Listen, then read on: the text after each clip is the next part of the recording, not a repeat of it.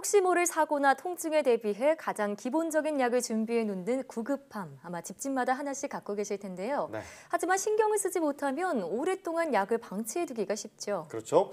오늘 닥터헬스에서는 상비약이 제 역할을 할 수 있도록 올바른 구비 방법과 유의점에 대해 대한약사회 약바로쓰기 운동본부 정재훈 약사와 함께 이야기 나눠보겠습니다.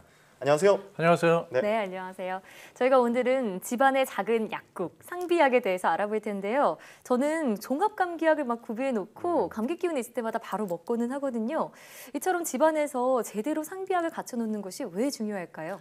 상비약을 제대로 갖춰두면 우선 편리하고요. 또 시간하고 비용을 절약할 수 있습니다. 네. 근데 이제 상비약을 또 제때 사용하게 되면요. 그러면 아무래도 이제 의료 비용을 절감하면서도 빠르고 적절하게 치료력을 얻을 수가 있는데요. 그렇겠네요. 다만 여기서 한 가지 주의사항은 약의 효과와 안전성을 우리가 확인할 수 있도록 올바른 선택을 하는 게 아주 중요합니다. 네.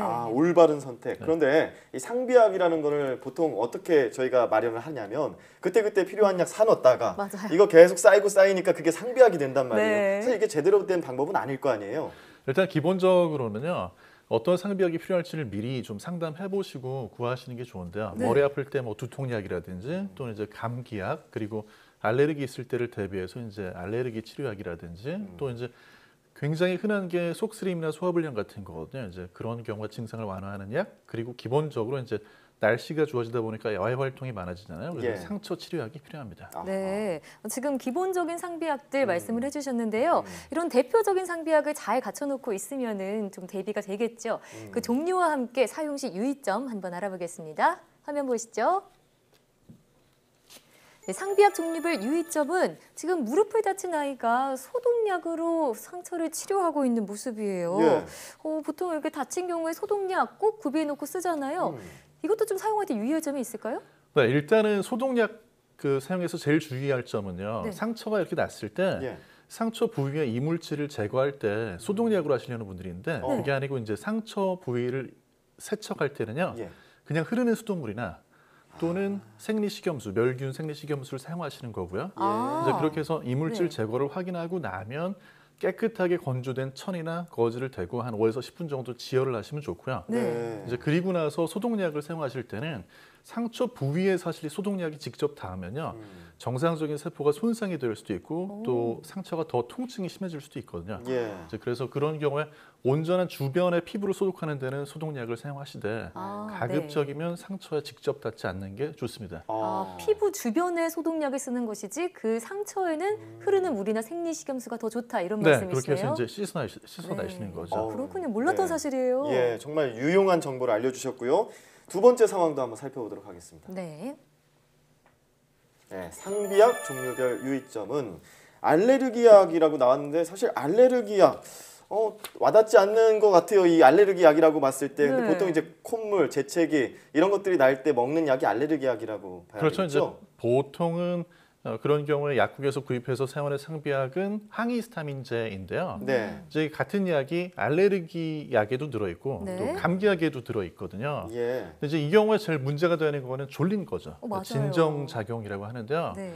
이제 그 감기약 특히 고르실 때는 특히 이제 감기약에 이렇게 앞에 보시면 큰 글씨만 보고 고르는 그런 경우가 많이 있는데 이제 약의 효과도 중요하지만 부작용도 중요하거든요. 그래서 예. 거기에 대해서 잘 모를 때는 이제 약사하고 상담해 보시는 게 좋고요. 그 다음에 또 문제가 되는 게 이제 감기약이나 알레르기 약에 들어있는 항히스타민제도 졸린 정도가 좀 달라요. 예. 그래서 이제 대체로는 감기약에 들어있는 클로페니라민이라는 성분이 가장 많이 졸리고요. 그 다음에 이제 알레르기에 사용되는 세트리진이라는 약은 덜 졸리긴 한데 10분에 1분 정도로 졸리는 경우가 있습니다. 예. 그리고 이제 그 로라타딘이라고 하는 항히스타민제 이것도 많이 사용이 되는데 이거는 이제 거의 안 졸리거든요. 네. 그래서 본인이 졸리면 안 되는 경우 있잖아요. 뭐 예. 운전을 해야 된다라든지 기계 조작을 해야 된다든지 이제 이럴 때는 졸리지 않은 약을 선택하시는 게 꼭 필요합니다. 네, 저는 네. 그냥 약국 가서 감기약 하나 주세요 이렇게만 했었는데 앞으로는 부작용은 뭔지 성분은 무엇인지 꼭 한번 여쭤보고 약을 사야겠다는 생각이 듭니다. 예. 자, 그럼 계속해서 마지막 상황 한번 살펴보시죠. 네, 상비약 종류별 유의점, 이번에는 열이 나신 환자예요. 지금 해열제를 먹어야겠다 이러고 계신데 이 네. 상황에서는 좀 보통 어린아이 집에 키울 때 해열제 꼭 구비해 놓잖아요. 그럼요. 그 네. 해열제 같은 경우에 아이들이 자주 먹잖아요. 그러다 보니까 혹시라도 이게 자주 먹는 것 자체가 문제가 있는 건지 어떤 점이 좀 유의해야 될 점일까요? 일단 제일 먼저 조심해야 되는 거는요. 이제 해열제를 사용해야 될 때인지 아니면 병원을 데려가는 게 중요한 건지 판단하셔야 되는데 열나면 무조건 해열제 먹으면 안 된다는 네. 말인가요? 네. 이제 해열제는 열로 인한 불쾌감을 덜어주는 면에서는 꼭 필요한데요. 예. 이제 고열이 날 때는 해열제를 주고 나서 집에서 관찰하는 게 아니고 얼른 병원으로 데려가셔야 됩니다. 고열이요? 그럼 네. 어느 정도인가요? 기준이 되는 건 보통 이제 39도에서 섭씨 40도 정도인데 이제 그 정도 고열이 계속될 때는 병원을 해열제 주고 나서 얼른 데려가셔야 되고요. 네. 예. 또 이제 경우에 따라서는 그 열이 나는 원인이 어떤 심각한 감염, 예를 들어서 뭐 뇌수막염이라든지 이런 감염이 있어가지고 목이 뻣뻣해지면서 열이 날 때가 있거든요. 이제 그런 경우에는 병원을 반드시 찾아가시는 게 해열제 사용에 더해서 굉장히 중요합니다. 네. 예. 그리고 또 우리가 약 이런 해열제 목적으로 주로 타이레놀 이렇게 먹기도 네. 하는데 이것도 좀 효과가 있나요? 네, 타일레놀 가지고도 이제 아세트아미노펜이라는 약 성분이 들어있는데요. 해열을 목적으로 충분히 쓸 수 있는 약인데 네. 경우에 따라서는 이제 병원에서 타일레놀 성분하고 또 이부프로펜이라는 성분 두 가지를 교차 사용하라고 권하는 경우가 있거든요. 아. 이제 병원에서 권했을 때는 그렇게 사용하시면 되는데 그걸 보고 본인이 직접 네. 이제 해열제를 두 가지를 교차 사용하게 되면 이때는 부작용 위험이 있을 수 있으니까 아. 이제 그런 점들은 좀 조심하시는 게 좋습니다. 네, 예. 어쨌건 약사의 처방이 확실히 있어야 된다 이런 말씀이시고요. 네. 네, 제가 얘기를 듣다 보니까 좀 궁금한 점이 생겼는데 여성분들 월경주기 맞춰서 진통제 섭취하시잖아요. 그런데 먹다 보면은 약에 대한 내성이 생기는 거 아닐까 이런 두려움이 생기기 마련이거든요. 이처럼 평소에 집에서 쉽게 접하는 약들 내성이 생길 위험은 없을까요? 이제 사실 약국에서 처방 없이 구입하는 일반 약이라고 하는데요. 이제 그런 약들은 대부분의 경우가 증상 완화를 목적으로 한 거기 때문에 내성 문제는 없습니다. 아. 이제 보통 이제 내성이라고 그러면 항생제 내성 생각나시잖아요. 네, 이제 네. 그런 약이라든지 일부 이제 정신과에서 사용하는 그런 약들 경우에는 내성이 있는 경우도 있는데요. 강력한 진통제인 경우에.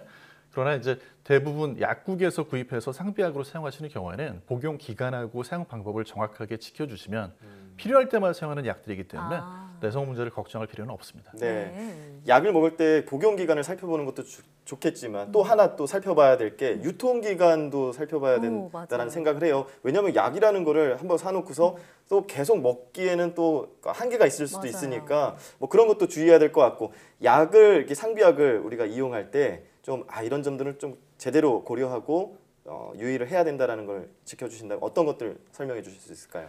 일단 항생제를 처방받거나 또는 이제 처방약 받아오시는 경우 있잖아요. 이제 네. 이런 것들은 상비약이 아니에요. 그래서 항생제를 타오셨을 때는 약별로 보관 기간이 다 다르지만은 예. 보통 뭐 길어봤자 2주일, 오. 짧게는 일주일만 보관이 가능하거든요. 네. 그런 경우에는 사용 기간이 넘어갔을 때는 즉시 폐기 처분하시거나 약국에 이제 반납하셔서 폐기 처분이 되도록 해야지 되고요. 아, 짧네요, 처방약 1, 말씀하시는 2주. 거죠?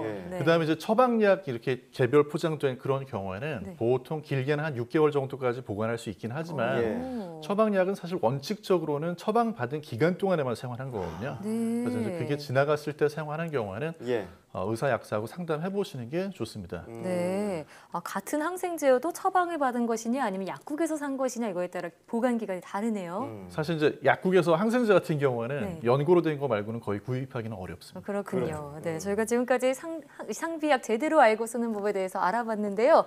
무엇보다 중요한 것은 이 증상이 계속될 경우에는 병원에 내원하셔야 된다는 것 잊지 마시기 바랍니다. 자, 지금까지 대한약사회 약 바로쓰기 운동본부 정재훈 약사와 함께 얘기 나눠봤습니다.